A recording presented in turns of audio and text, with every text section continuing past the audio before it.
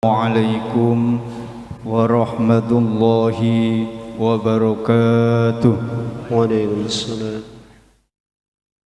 Bismillah, alhamdulillah, wassalatu wassalamu ala rasulillah Sayyidina wa maulana Muhammadin wa ala alihi wa sahbihi wa mawala.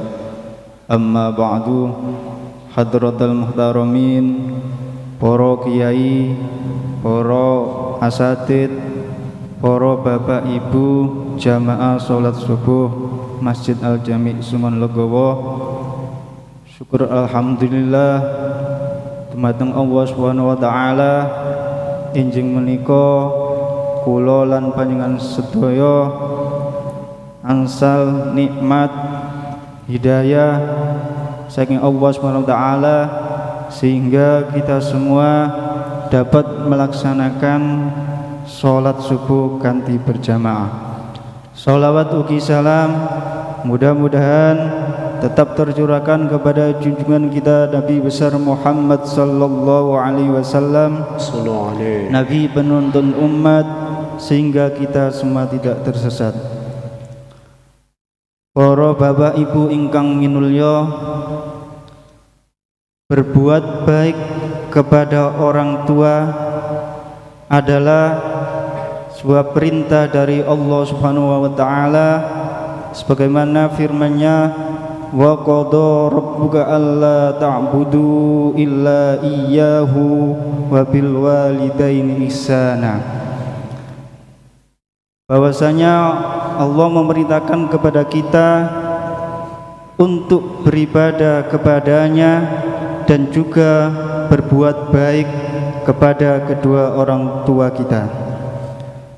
Dalam sebuah hadis yang diceritakan dari Ibnu Mas'ud, sahabat Ibnu Mas'ud pernah bertanya kepada Rasulullah, "Ya Rasulullah, ya Rasulullah, ayyul a'mali ahabbu ilallahi ta'ala?"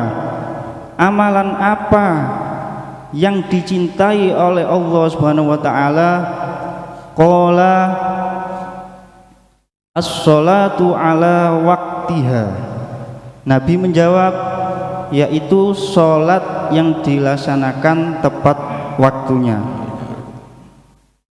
Qultu summa ayyun. Kemudian sahabat Ibnu Mas'ud bertanya lagi, qala birrul walidain.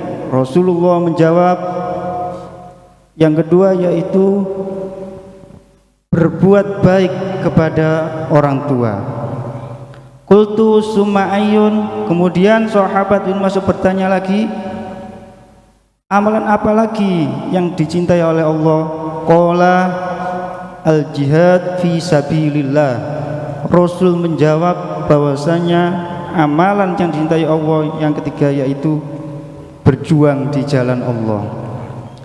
Dari ayat Al-Quran serta hadis tersebut menjelaskan bahwasanya berbuat baik, berbakti kepada kedua orang tua adalah sangat penting, sangat besar pahalanya. Dalam sebuah hadis juga diriwayatkan, ma min abdin razaqahu Allahu malan summa barrahu walidayhi illa kana ma'i fil jannah.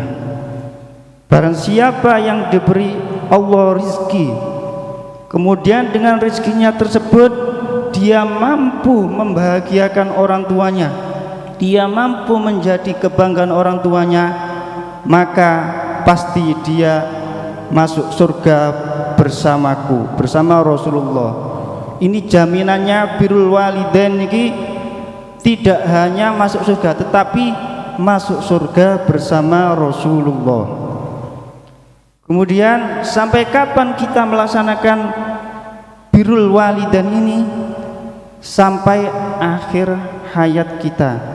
Jadi tidak hanya ketika orang tua kita hidup, tetapi ketika orang tua kita sudah meninggal, kita juga tetap diperintah untuk birrul walidain.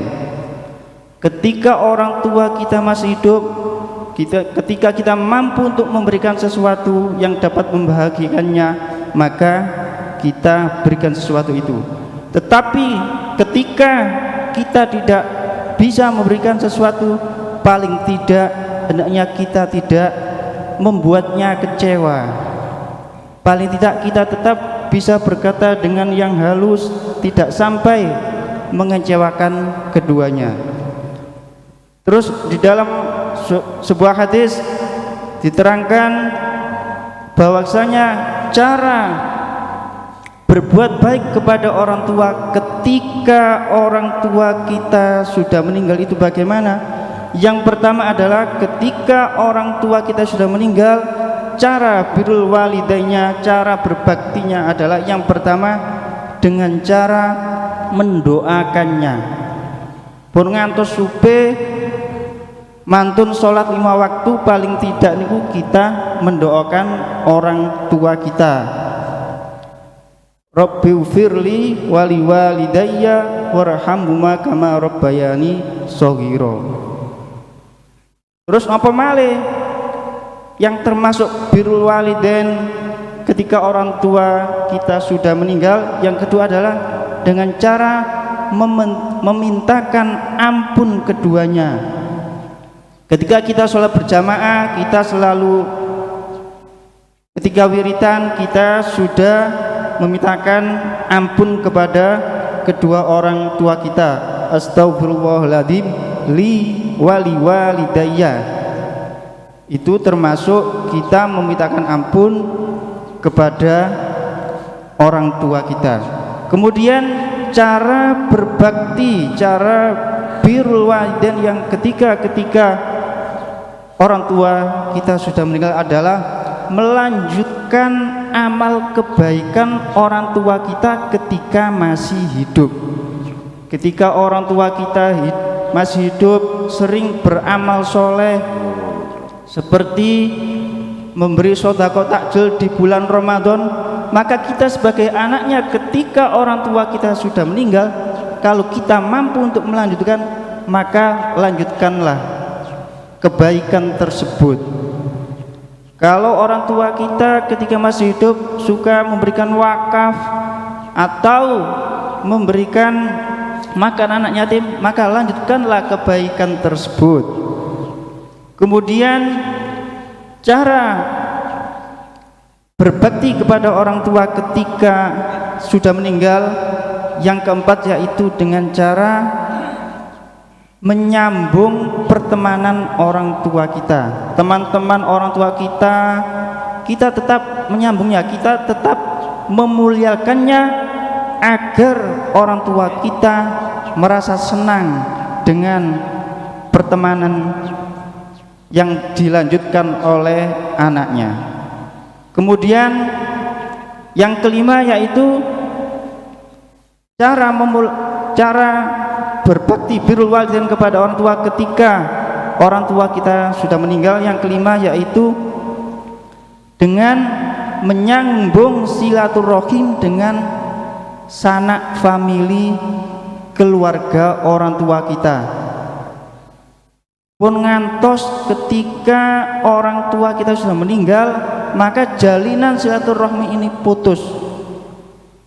Nah, kalau kita menyambung terus jalinan silaturahim ini, maka ini termasuk birrul walidain, termasuk berbuat baik kepada orang tua kita yang pahalanya sangat banyak.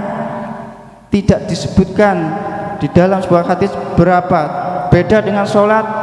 Ketika sholat sendirian maka pahalanya 1, ketika sholat berjamaah maka dilipatkan menjadi 27. Mudah-mudahan kita semua termasuk golongan orang-orang yang dapat melakukan birrul walidain, bisa berbuat baik kepada orang tua kita sehingga kita semua bisa masuk surga bersama Rasulullah sallallahu alaihi wasallam. Cukup semanten ingkang saged kula sampaiaken, muga-muga wonten guna lan manfaatipun. qul akhiri hadanallahu lima yuhibbu wa yarda. Assalamualaikum warahmatullahi wabarakatuh. اللهم صل على محمد يا رب صل عليه وسلم اللهم صل على محمد يا رب صل عليه وسلم صلى الله ربنا على نور المبين أحمد المصطفى سيد المرسلين وعلى آله وصحبه أجمعين. الفاتحة.